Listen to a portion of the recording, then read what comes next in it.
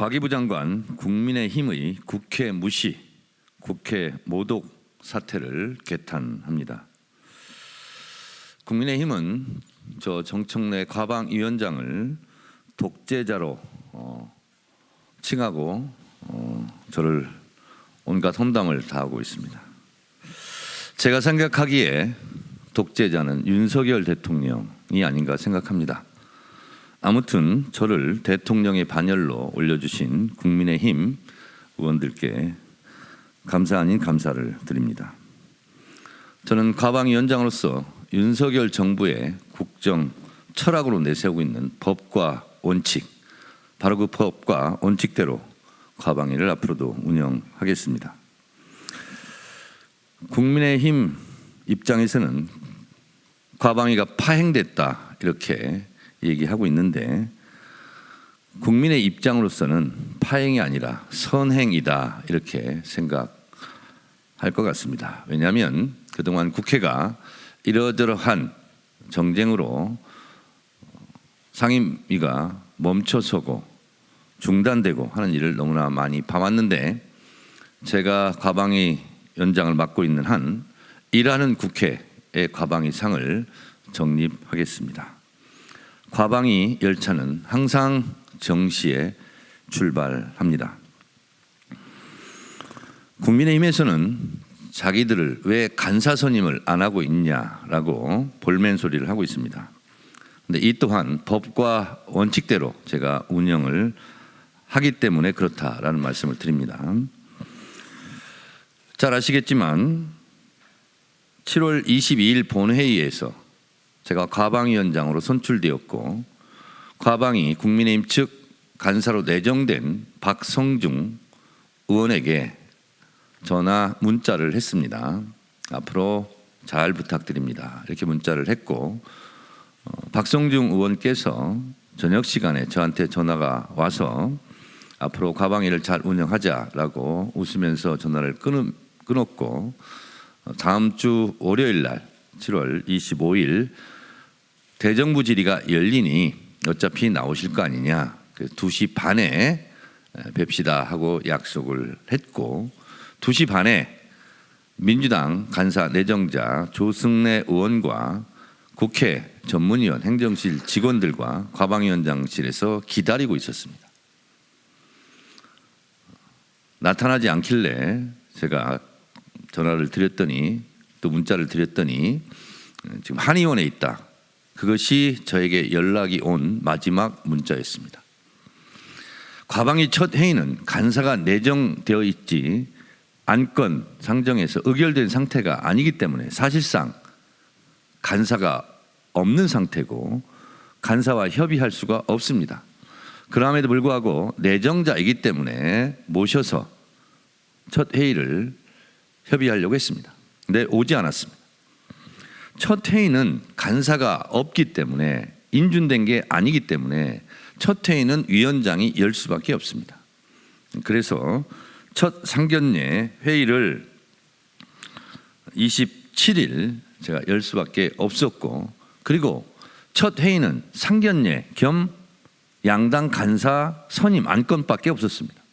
무슨 정치적 쟁점이나 논란이 있을 수 있겠습니까? 본인들이 안 왔습니다. 국민의힘이 안 왔기 때문에 간사 선임은 출석한 민주당 측만 선임할 수밖에 없었고, 국민의힘 의원들이 한 명도 나오지 않는 상태에서 간사 선임은 할 수 없습니다. 그래서 간사 선임을 못한 상태가 지속되고 있습니다. 그래서 저는 국회법 49조에 따라서 조승래 간사와만 협의할 수밖에 없었습니다. 그리고 업무 보고를 7월 29일 받을 수밖에 없었고, 그때 그래서 회의를 열었던 것입니다.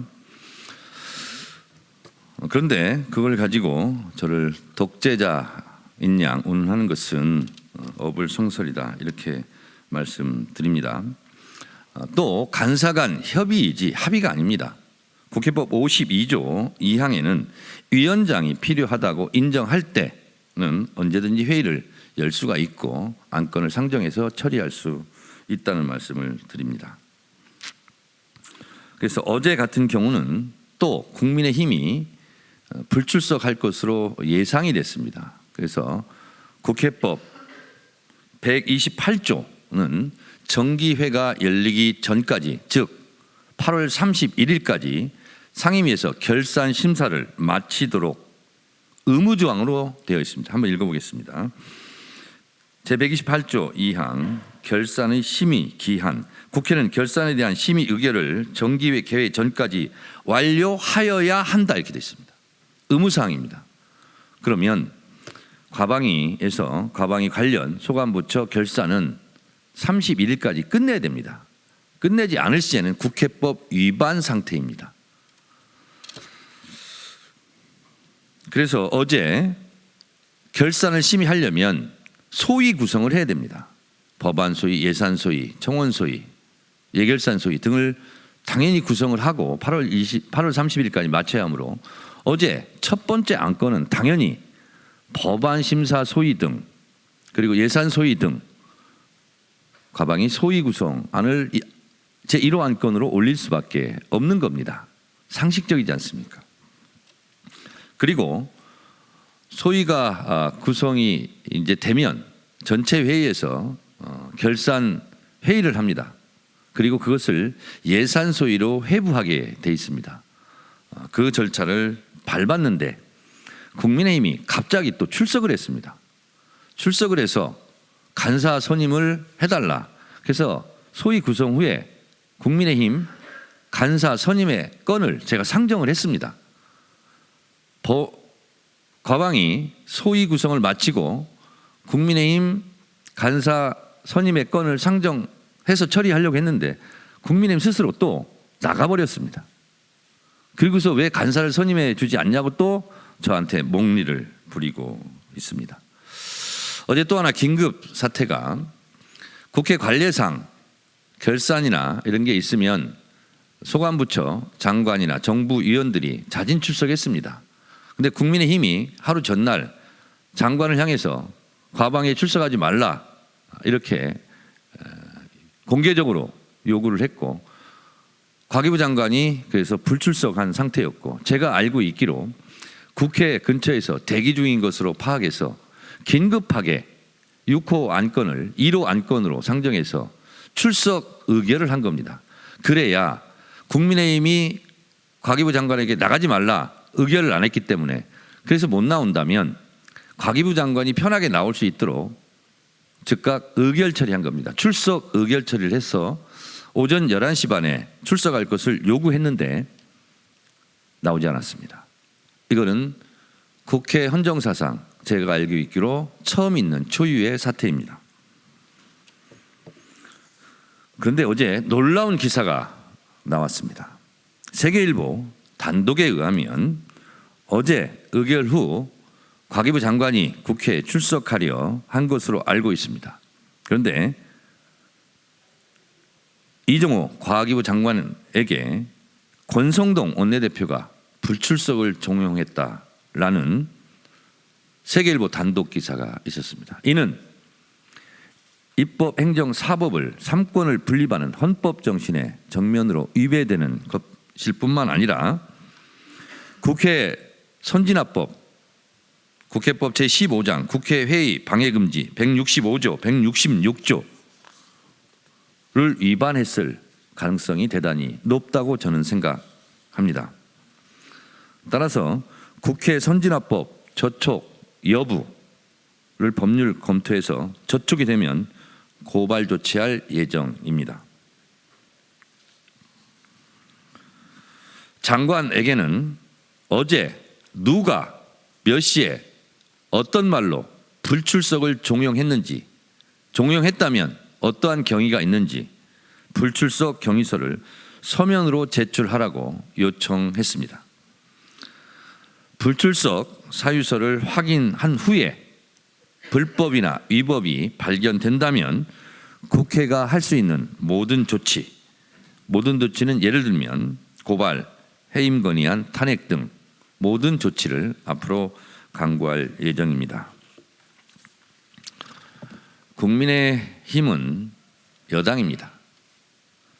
결산 같은 일은 여당이 먼저 서둘러서 야당에게 협조를 해야 되는 일입니다.